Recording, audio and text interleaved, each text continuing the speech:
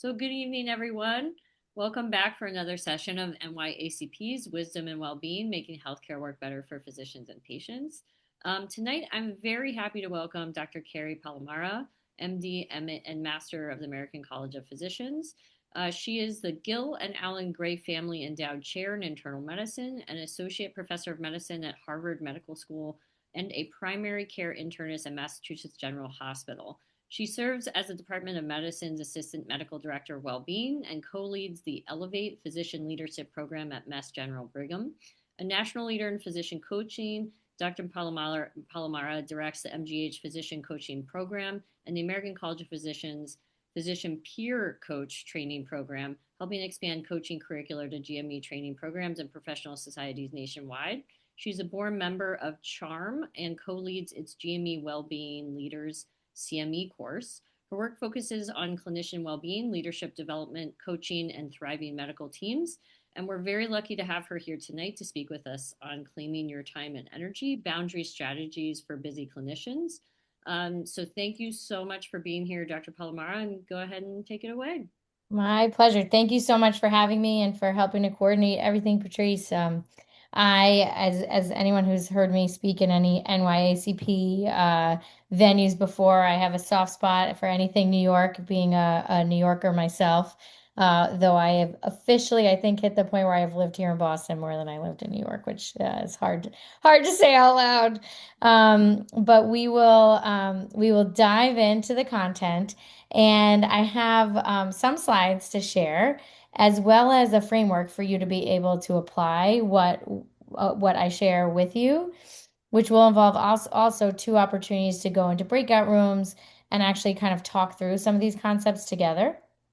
Um, and we'll sort of see what our numbers look like and kind of figure out how to do that. If we remain in this size, we can always just stay in this room together. And then if at any point, like we're a small group right now, so if at any point there's something that I share and you have a question about it that feels timely, like kind of stopping and talking about it together makes sense, then by all means, unmute yourself, raise your hand, let us know. If you want to post something in the chat, I was telling Jen and Patrice, I can't always easily see the chat when I'm sharing my slides, but I can usually see when somebody raises their hand. So if there's something that feels important to share out loud with the group, please feel free to raise your hand so I know that you have something to share. Otherwise, we'll have time to do that at the end. And whenever I say we're going to go into breakouts, I will always like to make sure I'm clear that I'm not asking you to role play. I'm not asking you to like share your deepest, darkest secrets. What I am trying to do is create space for you to be able to like really apply this in the moment. So hopefully this will feel like a really constructive place for you to be able to do that. So I'm going to start off with my slides. And so we're going to talk about this tension that we often feel between like wanting to strive for the future and being a person who has ambitions and goals and passions, but also like sometimes just trying to survive and the different mindsets that go into that. And a shift instead to rather than trying to be in one place or another, how to focus our energy on what's most important to us. And in doing so, recognizing that and then decluttering how we are currently using our energy so that moving forward, we can make commitments to be using our energy in the ways that serve what's most important to us as we move towards the future in a way that hopefully we are in this place where we're thriving or connected to the elements that might allow us to feel that way. And so this concept of like a state of like feeling very very low and feeling like low energy, just like trying to maybe and low momentum, just trying to survive and shifting to this thrive state, it feels sometimes like the energy shift that would be required to move across this arrow is just insurmountable and like just such a high lift. And thinking about what it takes to sort of get through some the challenging times. I mean, I think we can all think about personal times, but also the times we're in right now and times that we see this in other people where there's sometimes where we've got it, sometimes where we don't. There's also in a day I could feel like this. I could start on my day being like ready to conquer it all. And then I go into a room, have one doozy of a patient. Next thing I know, I'm 45 minutes behind and I'm exhausted. And I'm like, oh gosh, I just have to get through and hopefully get to my first meeting on time or something, or get home on time. So there's like existential survival, striving, thriving, and then there's in the moment. And so regardless, this is a tension that we're often feeling and trying to reconcile. And what I'd love is almost allow us to step off of this framework a little bit and sort of think about it instead having a good assessment of where we're at, how we want to use our energy, and really using that energy in a way that serves us now in the moment, but also who we want to be, what that best version of us is, and how we can work toward being that wherever we are. And what's important is that when we shift from like, I'm just trying to survive to this potential for thriving or thinking about, what makes me feel good? Where do I want to be spending my energy? It's actually a different mindset and a different, like, internal sort of chemical thing that's happening with like the mind body connection there. And in survival mode, you're making a lot of reactive decisions. And you may be laser focused, which in the moment can really suit the task that you're dealing with, but it's often a narrow focus, perhaps not as broad thinking, and making sort of this the sort of contrast between thinking fast and thinking slow that we often hear about in organizational psychology work. But shifting rather than like putting out threats to seeking opportunities, we have the ability to actually have a broadened perspective where we're energy giving in a momentum kind of way, as opposed to a spike and then a release and like feeling really low afterwards, where we can feel that we're connected with our passions and good about that, and that we're often bringing people in and working in innovative ways as opposed to like I'm in like decision making mode. I'm by myself. I'm just trying to barrel through and get to the other side. We're actually bringing other people into how we are acting. And so what I love is that if you sort of think about this image and these two sides are very tightly together, the idea is to try to create some space between the stimulus that might put us into survival mode and the response that we seek. And in that space, and there's a famous Viktor Frankl quote that in the space between stimulus and response, that there's a real opportunity to choose which way we want to act in a way that's in connection with our values and what really motivates us to be who we want to be. And so if we can create a space between surviving and our response, that's when we invite the opportunity to be more in this like thriving opportunity seeking. And as we slow that down, we can really think about how are we using our energy and how do we want to be and what are the opportunities. So much of this involves us changing first our mindset about, rather than like thinking about all the things that are not working for us, actually stopping and considering what is working for us, what is right about us, what is right about our environments. And this is hard because this is not how humans are wired to think. We're often wired to think about the negatives and that the negatives really stick to us. And particularly in medical education, and in academic medical centers, we've been cultivated to eliminate weaknesses, to think about that's how we grow, right? What am I not doing well? What could I be doing better? And instead, imagine saying, what am I doing well? What's right about me? And how can I use that to move forward? I was actually just coaching a fellow today, and he was telling about this like really amazing feedback that he got. And we were able to tie that to where he started and what was important to him then, where he is now, and what opportunity now exists now that he recognizes in this feedback there's a strength about him that's really unique. And so our discussion was actually thinking about how can he use that strength as a superpower, and considering how to actually proactively apply that strength as opposed to being like, wow, I didn't know that about myself. And so there's a real opportunity to harness the positives, but that takes work and space and time and thought, because otherwise it sort of slides off of us. And for any of you who have ever gotten patient experience comments, this is a great example. So once a month, I get an email that has my patient experience comments. And despite the fact that I stand in front of you today giving this content, what do I do every time? I scroll down and I look to make sure there's no negative comments. I look to make sure I read it. I hit all the targets. And then I'll go to the top and be like, okay, let me see what nice things people said once I see there's nothing bad. And like that's what our brains do. We just like let all this awesome stuff about us slide off like Teflon. And if one person on one thing said something negative, that might stick to you way more than all the amazing, what a great listener, and gave time for me to like really feel comfortable talking about my concerns. Like thinking about that as my superpower is a lost opportunity if I don't take the time to harness it. And so this requires us to shift and really thinking about what's right about us, what makes us feel good, what are the spaces that we use our time and energy and it feels right. And as we consider that part of it, what's important to note is that no matter how aware we are of the things that make us feel good, unless we are choosing to engage with them, choosing to make space for them, they will not be necessarily at our fingertips.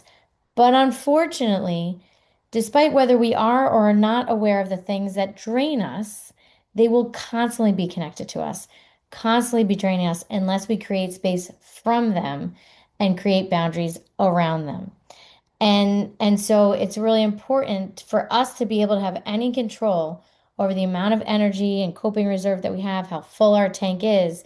It requires us to have boundaries that, again, create space for the things that are important to us and create boundaries from the things that actually drain us and are not serving us. And another piece of this is what is really driving us to begin with. So, unfortunately, as I mentioned in healthcare, we focus on the negatives. Another piece that has been cultivated in us is the maladaptive perfectionist. And we often think that it's bad to say like perfectionism is a negative. Like we've been taught to think that maybe that's bad. But there's actually like a real healthy perfectionist of like, I want to be the best version of me. And like, I want to push myself and challenge myself to be that person. I want to learn when it doesn't work. I want to grow. I want to be excited. But it's the maladaptive that we often hear about, where we have goals that no matter what we do, we will never reach them, nor would anybody else. And so these unrealistic and high goals not only fail ourselves and set us up for failure, but it also creates a space where we have trouble connecting with each other because no one can ever possibly meet our expectations. And so in the face of failure, the maladaptive perfectionist either moves away from the activity altogether or becomes like so obsessed about it. And I love this slide because I imagine as you guys look at this slide, as I look at this slide, I think of myself at different times. I think of other people. And it's really this opportunity of like, who is it that I want to be? Who is it that I want to be around? And really cultivating this sense of constant growth and challenge and that mindset where everything is an opportunity to learn. I get negative feedback. Tell me more about it. I want to hear what I can do differently. I'm thriving in a place. Let me think about what I'm doing right and how I can do more of that. And that's really what we want to try to get our minds thinking about before we start talking about boundaries. It's not just like what I like to do in my life, what I like to do in my work, and let me figure out some way that those are magically going to balance each other.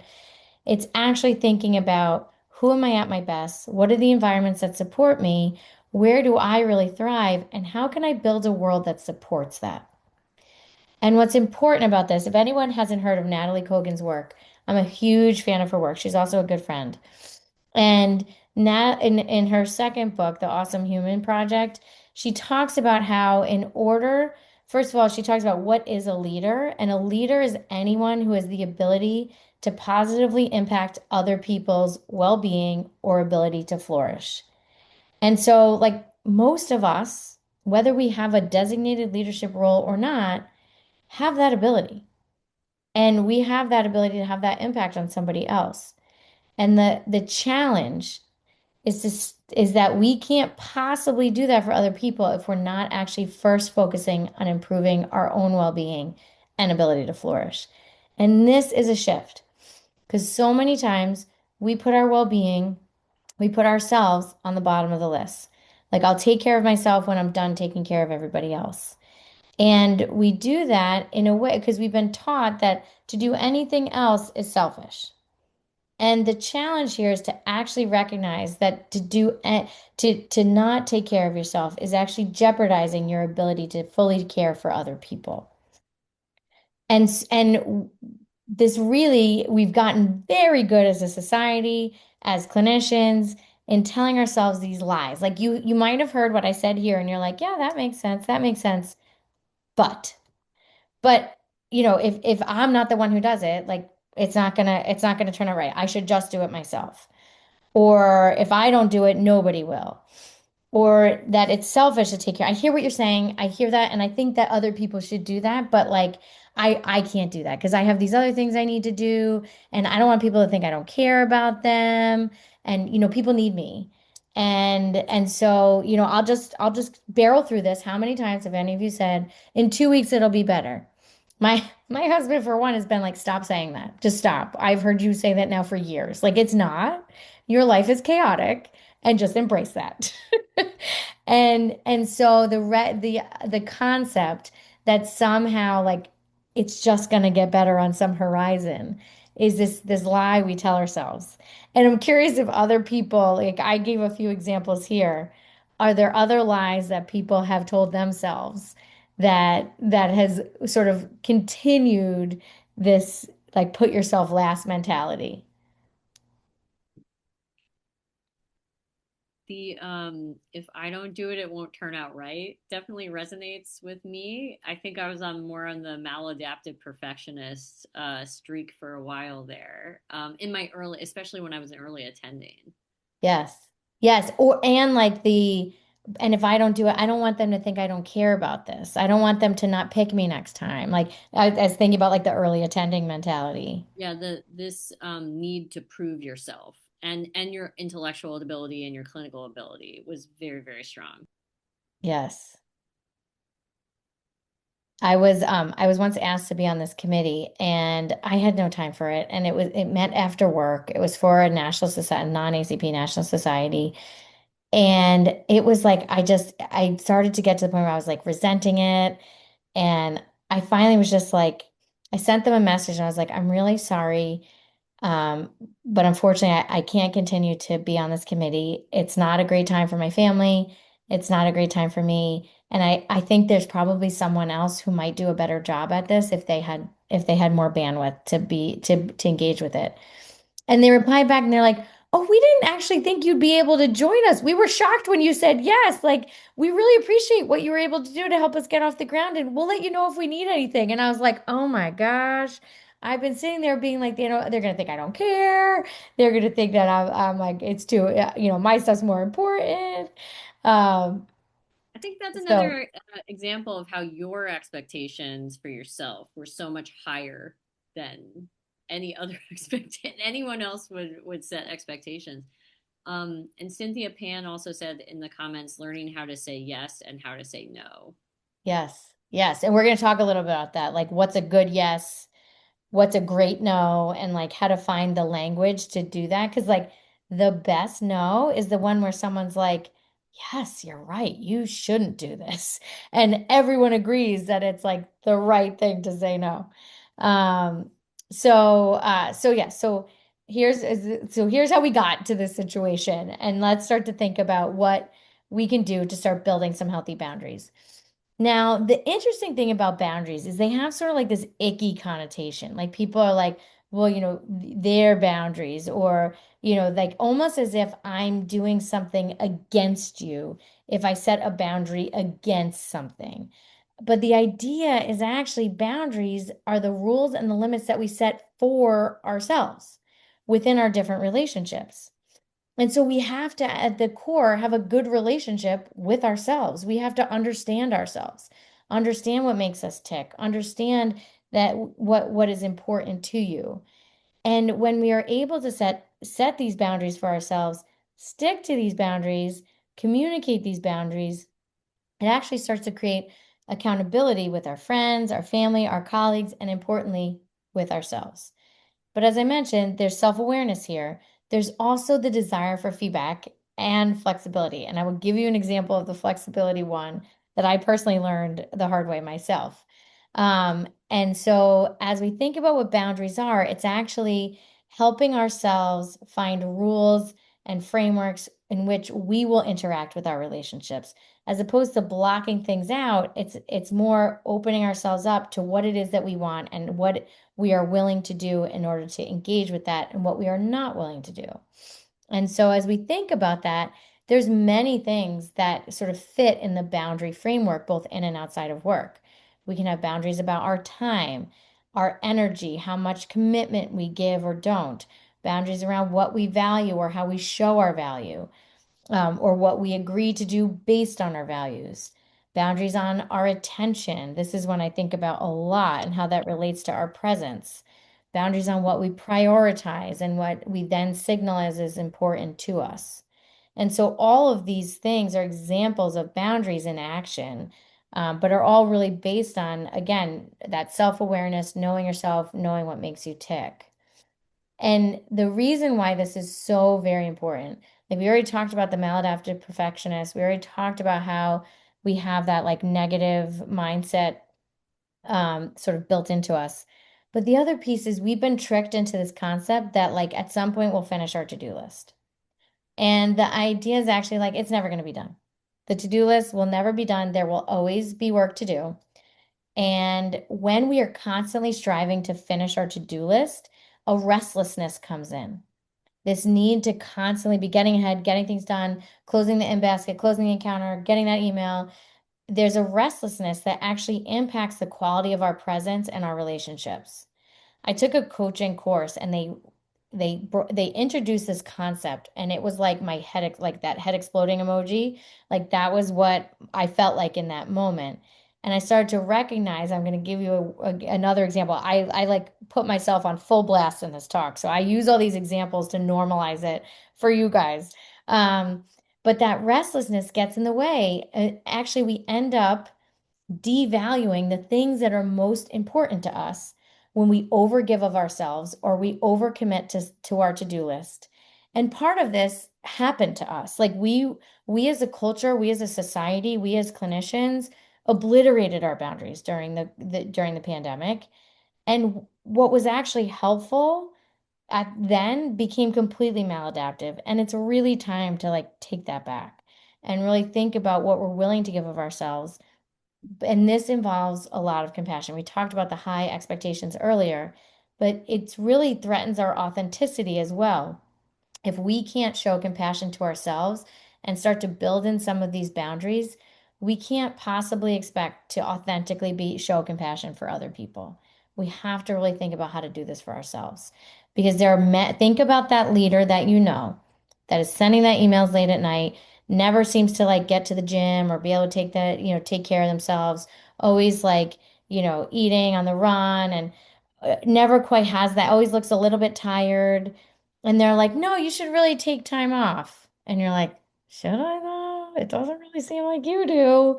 And so really considering like how we role model our boundaries and our values and priorities is sending a message to all of the people that we care about of what we prioritize, where our presence is, what are the important relationships that we value.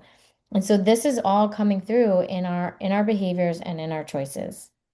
So, to give you an example, some of you may have seen this before. So, my daughter's now 11, but when she was 6 during COVID, I set up an office in the downstairs bathroom. I live in a city and there's only one extra room. So, my husband got that room because I was constantly in and out. So, when I was home, I got the bathroom. And I thought that I had till 7:30 to work on a paper.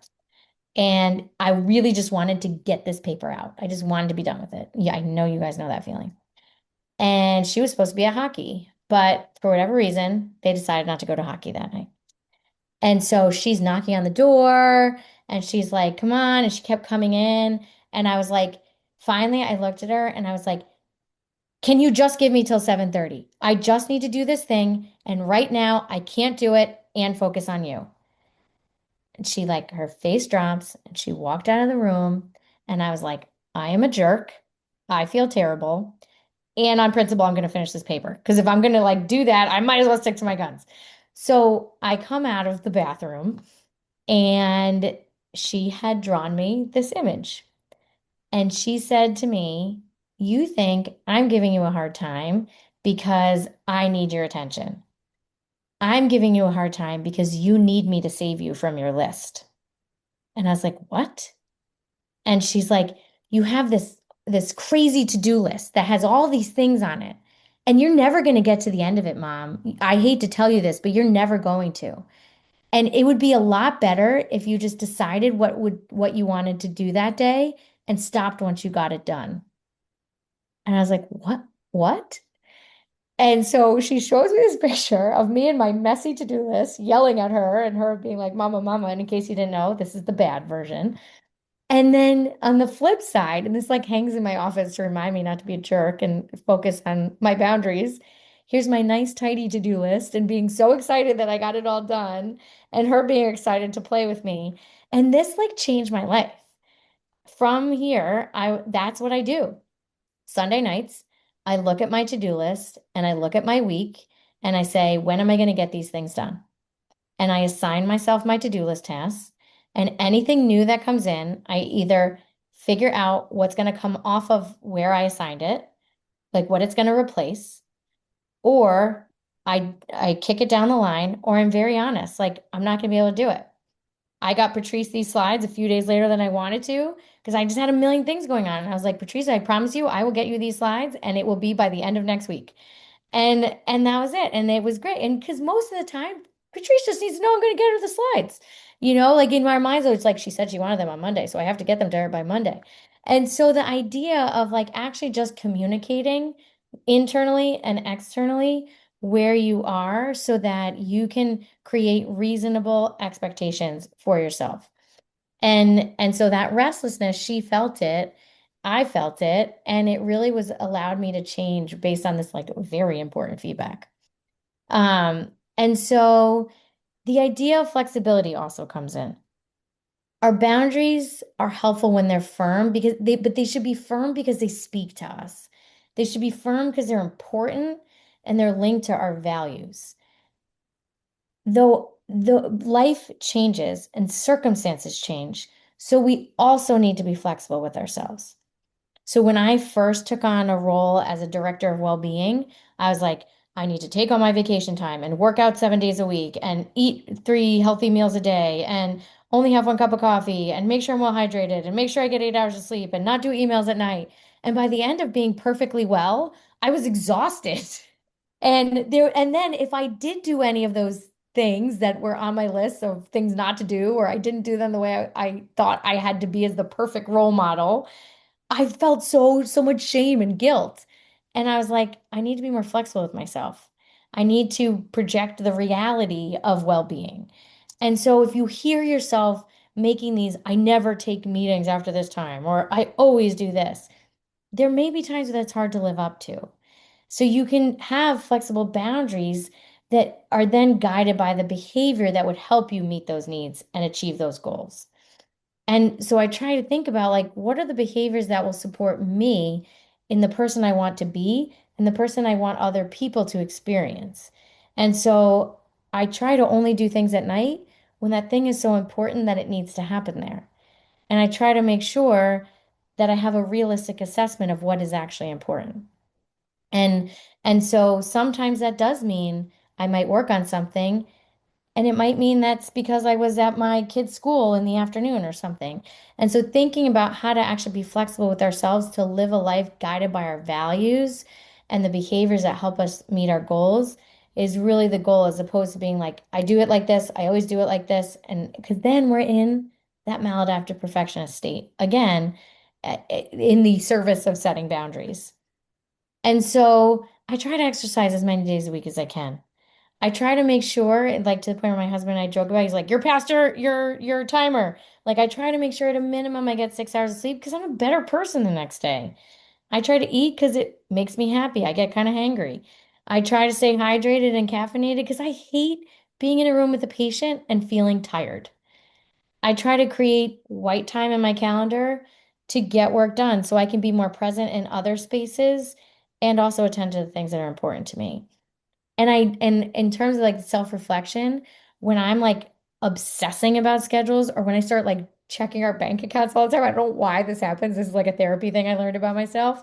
Like that's when like the walls are caving in and I need to create some space. Like I need to get back to my list of the things that make me feel good, the things that restore me, have more friend time, have more family time, and the reminder that there are very few real deadlines in life. Like patients are real, like their lives are real. And like I would drop anything if a patient needed me for something that was life-threatening for them. But almost everything else in life can be adjusted, especially if you can communicate the importance. So someone else's urgent is not always my urgent. But I also try to see what is urgent for them and have compassion for them and understand how can I communicate with this person so that we're aligned and they can see where I'm at just as I'm trying to see where they are. And so all of this, I mean, it's work, it's thought, but actually when you get into the practice of doing it, it creates a lot more energy for the things that are most important to you. Now, we heard a little bit earlier about like yes and no, saying yes and saying no. And boundaries will require you to say no. And there are some people who are like, you need to say yes to everything early in your career. And that's terrible advice. There's also people who are like, you need to say no to everything while you're in this important. I had people tell me all the things I should do once I had babies and how I should say no to all these things. And I was like, that doesn't really feel like great advice either. And so you can say no. And there's many times in your life where you can say no and you can just say no. Saying yes, but is not actually the same as saying no. And that's often we sometimes will do that. And so I would love for people to get the butt out of the conversation and really think about if something fits your narrative, if it fits who you want to be, if it fits your brand and who you want to be around, then it's a yes. And it can be a yes and or a yes with a variation. But if it's going to make you tick, it should really be a yes. Sometimes you have to say, now it's just not the right time for me, but please, please, please let me know if something like this comes up again. That's possible. But really thinking about say yes to the things that make you tick and say no to the things that won't. And the only no's that I would challenge you to reconsider is if it like pisses off someone that you need. Like there was a time where I needed my chief to say yes to anything I asked of her, which meant I had to really make sure I thought long and hard about a no to her. It didn't mean I had to do everything, but there were certain things where I was like, is this really that important to her? I may want to think about this, but perhaps I could ask for something in return. I want to help you and I'm willing to do it. Is it possible that you could help me in this way? The other piece is does something that you might say no to, like your inclination is to say no, but it might like quote unquote buy you something, like an opportunity to be in front of somebody, an opportunity for a grant or a speaking opportunity, something like that. Then that might be a no to reconsider. So that's why I say like the advice to say no to everything is not always the best advice. There are some no's that are worth reconsidering, and there are some yeses that can't always happen. But really thinking about, does this make me tick? Yes. Does it not? No, unless there's like some asterisk situation. And for those of us who hate letting people down, explaining your no. You don't have to. You can just say no. But if it feels like it is important to explain your no, explain what makes you tick. Explain the disconnect. And think about saying, like, you know who would be great at this? This person. Because most likely these people just need to complete a project. Maybe they really want you to do it, but they need to find the speaker, get the thing done. And so if you say, I'd love to help you, this really isn't my thing. I really need the little time that I have to do this other thing that is really important to me. Have you thought about this person? That person be like, oh, thanks for the suggestion. I literally did that right before this talk. I was like, I really want to be at this conference. I'm already committed to something else. Please ask me to do this talk next year. And here's two people who I think would do an awesome job. And then I felt great about it. They were like, oh my gosh, thank you so much. What great suggestions. We'll let you know next year. So there is a way to say no and still feel great about it and not have let the other person down.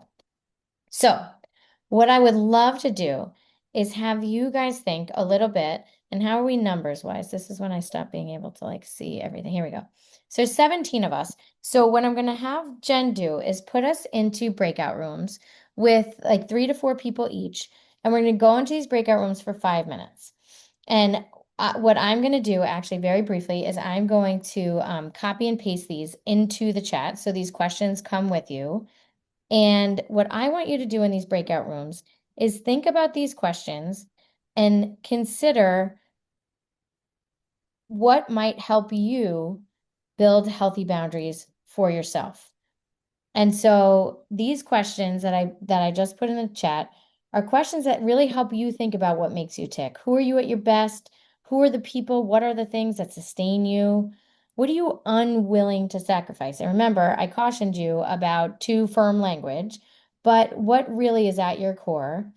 What parts of you are you willing to share with other people?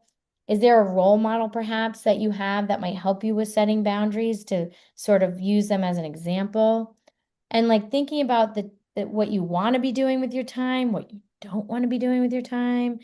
And are there ways that like you could introduce it? Don't get too far into the what to do, but really just starting to ponder about these questions and consider how those might relate to setting healthy boundaries.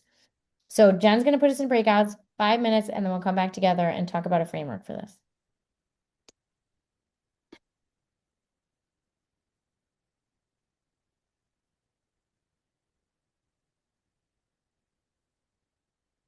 Jen, do you have me? You have me in a break. Am I jumping into a breakout? I'm happy to.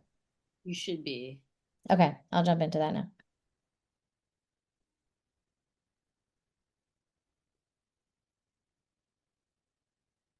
Okay. Okay. I think we're left in this group. Perfect. Um, Hi everyone. My name is Jen Heinen. I'm the chair of the wellness committee, so welcome. If anyone wants to turn their camera on, it would be great to have the discussion, but if you can't, I totally understand. Um, would anyone like to get started answering any of these questions? I have a lot of thoughts.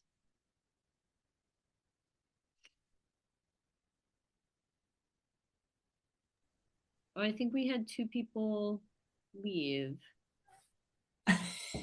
Did they jump out entirely, Patrice? Um, Can't see. I can see all the 4 rooms, 13 participants. I don't see us listed, probably because we're already in a room. Right? Oh, Alan, you should join your room. Did you get an invite? Because I think we're not in a room because we didn't accept the room invite, Oh Patrice. yeah. Yeah, and Alan's is not joined to a room either. Okay. All right, so let's move. I'm gonna move him to 2 because 2 only looks like they have 2 Yeah, people. can we move into two? That'd be perfect. And I'll And I'll to join too. 2. Did that work? Okay. He should be perfect. Okay. Yeah, but So now Jill only has 1. Let me put Jill somewhere. Let's put Jill in 1. yeah, put Jill in one. Yeah. Oh, oh, this is yeah. I'll join two. You put Jill in one. Yep. I'll join two now. Okay. All right, I'm gonna sit out. I'm Well, fighting a that was headache. more confusing. Yeah.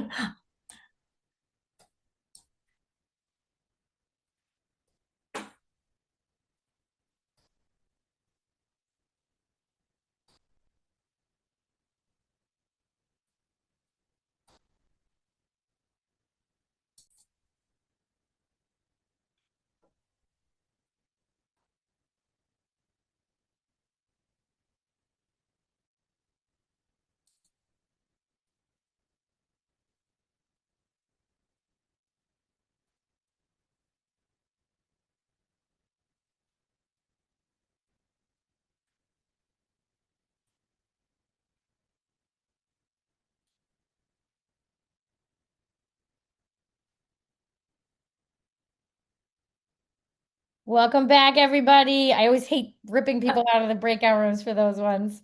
Um, so I'm curious if anybody wanted to share any reflections that they had from that conversation.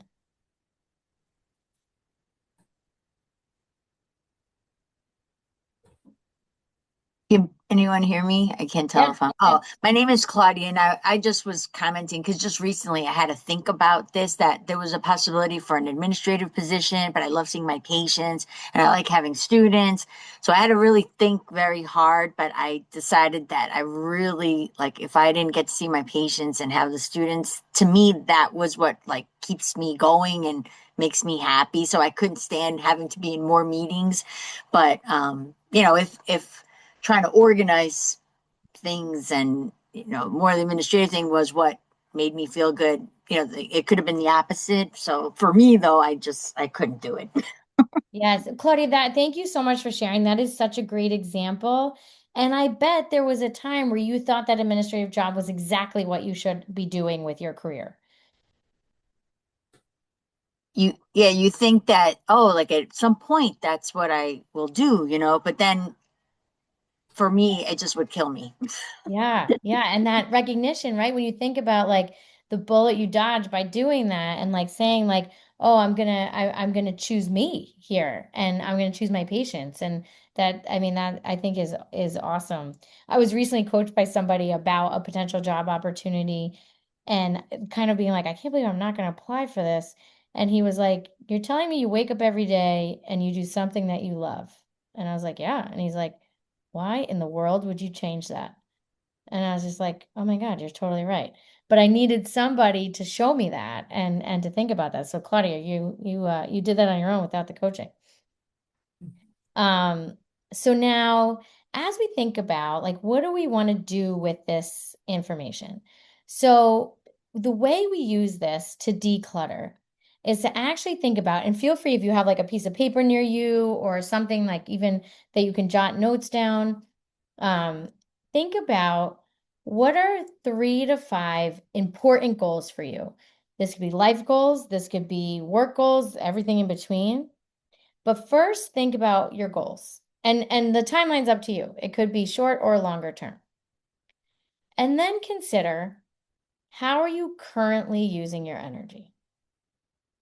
So when you look at all the ways and do what's called like an energy audit, and you look at all the ways you're using your energy, even if you use like a sample week or a sample month. I go to these meetings, I work on these projects, I see these patients, I work these many shifts or sessions or whatever it may be. I'm on the PTA, I coach this team, like all the different things you do. I am not on either of those things, in case anyone was wondering, because I don't have time. And so you think about all the ways you're using your energy, and then look at the goals and consider what is missing from the ways that you are currently using your energy that needs to be there in order to achieve your goals. So if you look at how you're spending your time and your energy, what might you actually need that's not there that would serve you achieving your goals? And then look at the list and think about ways you're using your energy that is not serving your goals. Is there anything you could get rid of? I was recently coaching somebody, and we looked at all the meetings she and her team have and what meetings could be canceled altogether, what meetings could be clustered with other teams or other meetings, and what meetings we could expand the cadence on. A weekly meeting being twice monthly, or a monthly meeting being quarterly with planned email checks in between, just to create some space. And so, what can you get rid of? Are there things you could delegate? The same person I was coaching realized that she had a pretty junior person, and it would really serve that junior person to take more of a leadership role in one particular committee and tumor board. And she was like, but unless I stop doing it, she'll never start doing it. And so one huge thing we handed off to this other person, which served their energy, their goals, was leadership of tumor board. And then also thinking about who are your allies? Who are the people can help, who that might be able to help you offload, that will be honest with you when you perhaps are not matching your time and energy best? What are the resources you have that might help you offload or like subsidize something? And where you're stuck or having trouble like moving ahead, ask yourself, how does saying no Does something on that list help you say yes to something that's important to you and your goals? Which then makes it go up the list, up the priority list. And as you think about that, then what are you ready to do? What are the commitments that you're ready to have or make today? So, looking at our time, we're getting close to time. And so, what I would like to do is actually share with Patrice a handout that walks you through this that she can share with you so you can do it. And I want to hear from you guys what you think about this, how you can see this working for you, and any questions you have about it.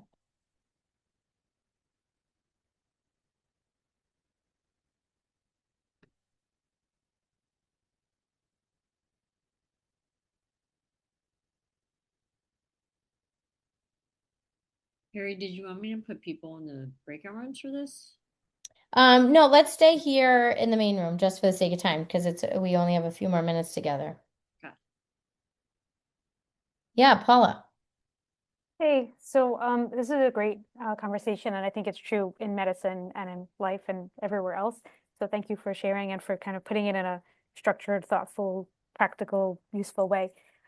I think the main challenge that I have is like there are some things that we just can't say no to, like our VU goals and Mm-hmm. 4-hour blocks, and Mm-hmm. and you have like less and less time.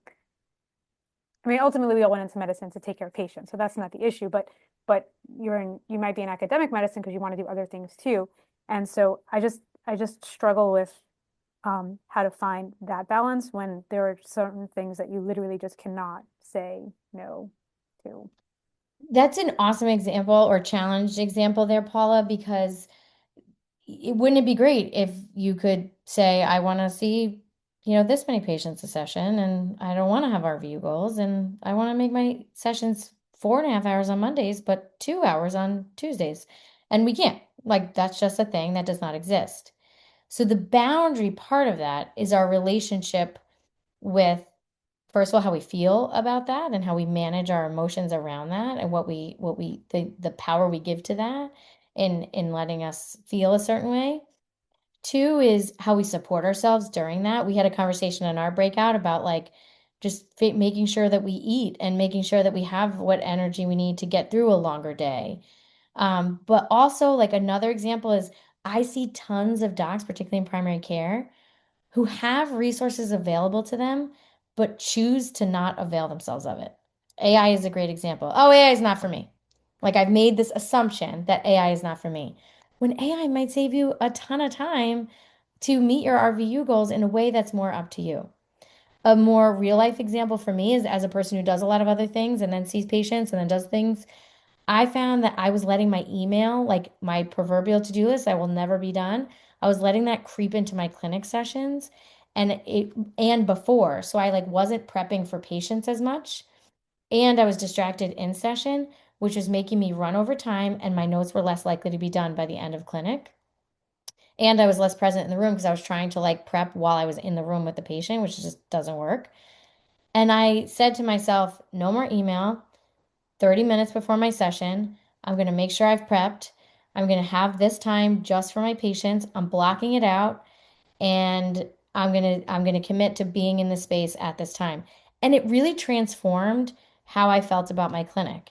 And again, I wasn't in charge of when I started, how many patients I saw, but it changed my relationship with the sort of like personal boundaries I set with how I was being asked to spend my time.